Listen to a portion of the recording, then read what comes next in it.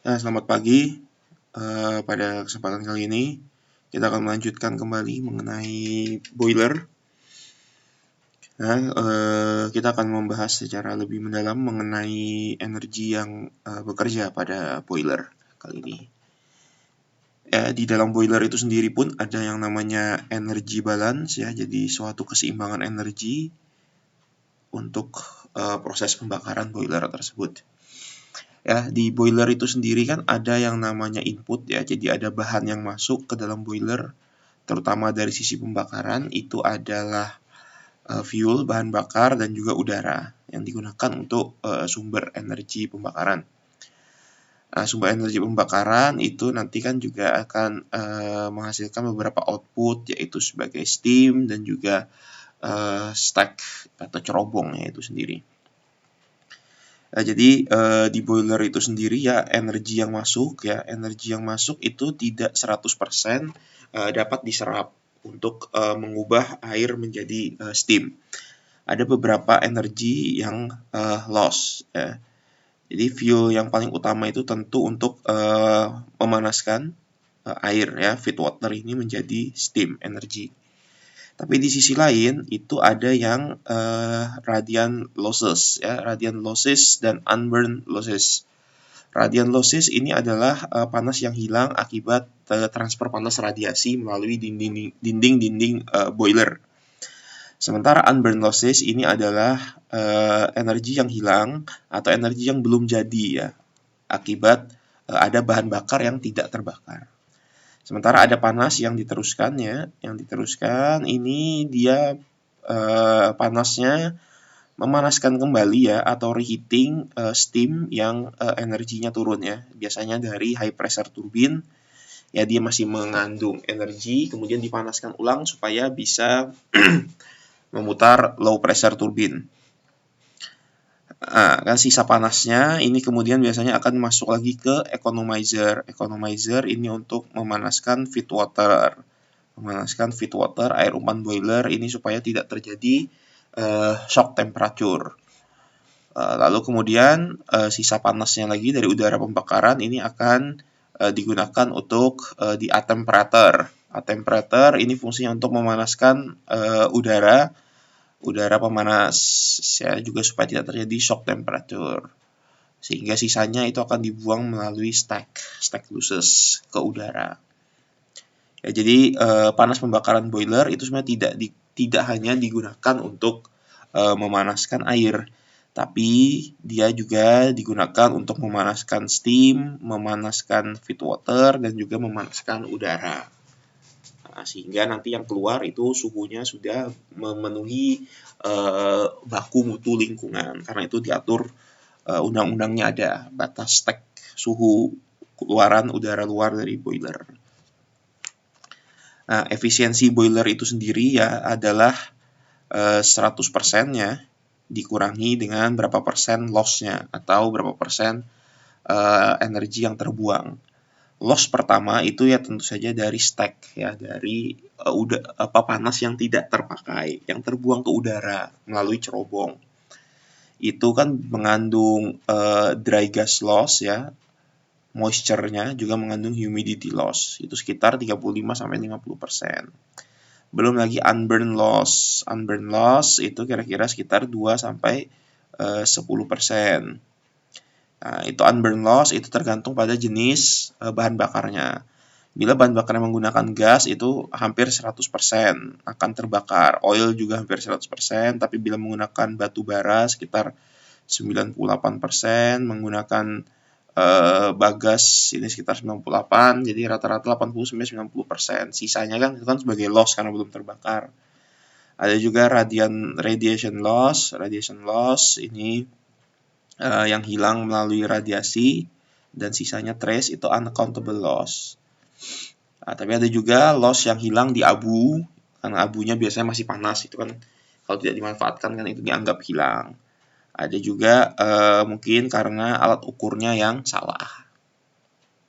Jadi intinya untuk menghitung boiler efisiensi itu salah satu cara yang lebih detail itu adalah dengan memformulasikan 100, kita asumsikan efisiensinya 100 dikurangi persen loss yang ada.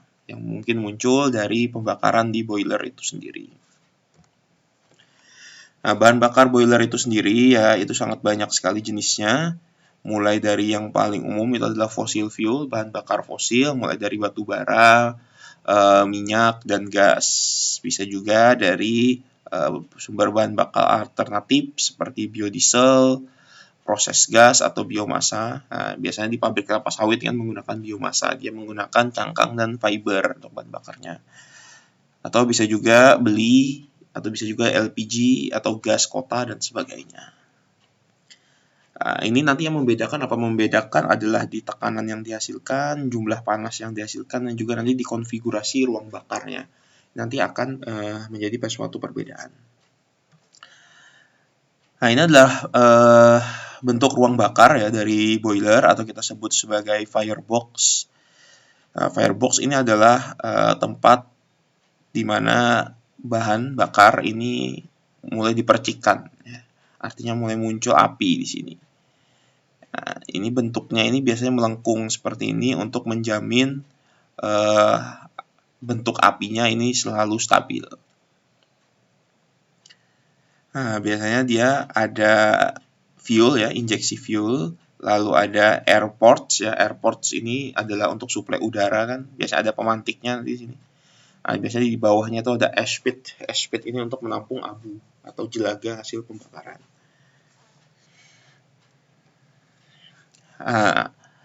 Tempat api keluar itu namanya burner ya. Burner itu biasanya ada 4 komponen. Di area burner ini sendiri ada pipa, biasanya pipa untuk bahan bakar ya. Misalnya dia menggunakan cair atau gas. Ada air register, ini untuk membagi dan memasok udara. Ada juga pemantik untuk menyalakan bahan bakar. Lalu biasanya ada peephole, ini untuk mengecek nyala api, apakah dia terlalu besar atau terlalu kecil. Dan bentuk dari burnernya sendiri, konfigurasinya ini banyak macam-macam. Ada yang di satu sisi, ada yang di 4 sisi di ujung, ada yang dari atas, ada yang dari bawah, dan ada yang saling berlawanan. Ini macam-macam tergantung dari jenis boiler dan tergantung dari tekanan suhu yang diinginkan. Nah, kurang lebih bentuk burner tuh seperti ini ya. Jadi satu set burner misalnya dia menggunakan gas di sini. Gas ini masuk ya. Ini ada suatu lubang pencampuran untuk mencampur antara gas dengan udara. Ada damper ini semacam ventilasi untuk udara itu bisa masuk. Kemudian di ujungnya ini biasanya ada pemantik.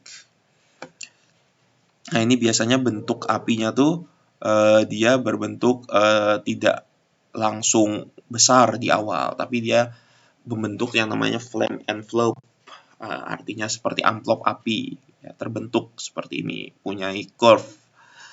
Nah, jadi misalnya ini menggunakan oil ya, oilnya atomizer disemprotkan, kemudian ada primary air, nah ini udara, ada udara dan bentuknya swirl, ada udara, dan ada gas spout.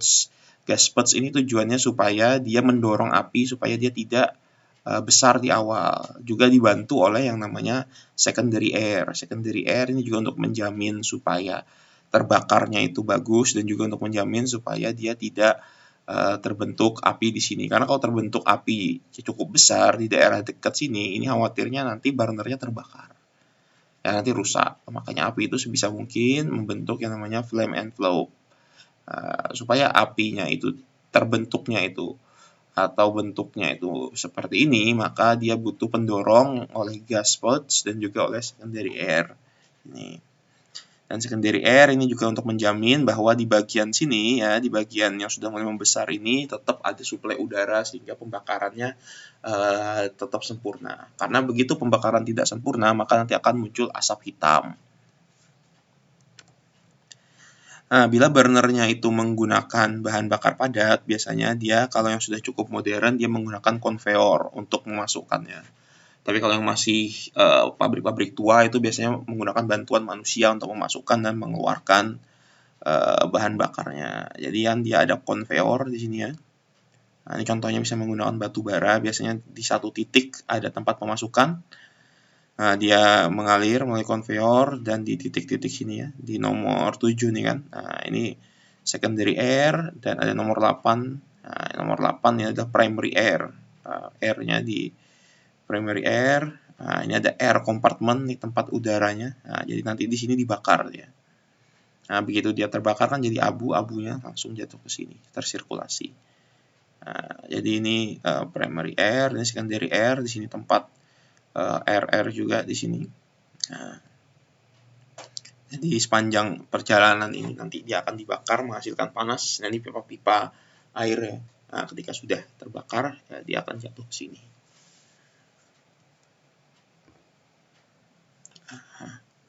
Lalu bagaimana dengan udara pembakarannya ya? Jadi kan tadi kita sudah mengetahui jenis-jenis bahan bakar, lalu kita sudah mengetahui tentang burner ya, artinya tempat keluarnya api atau pembakaran. Sekarang bagaimana dengan udaranya sendiri ya?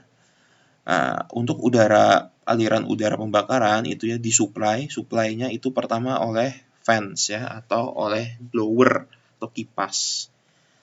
Ada yang sifatnya induced draft dan ada yang sifatnya forced draft ya. Ada yang sifatnya forced draft. Jadi forced draft itu menggunakan blower, ada yang induced draft itu menggunakan vakum.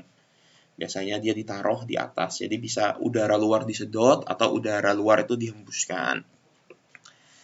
Dan biasanya udara itu nanti dia akan melewati dust clothing equipment.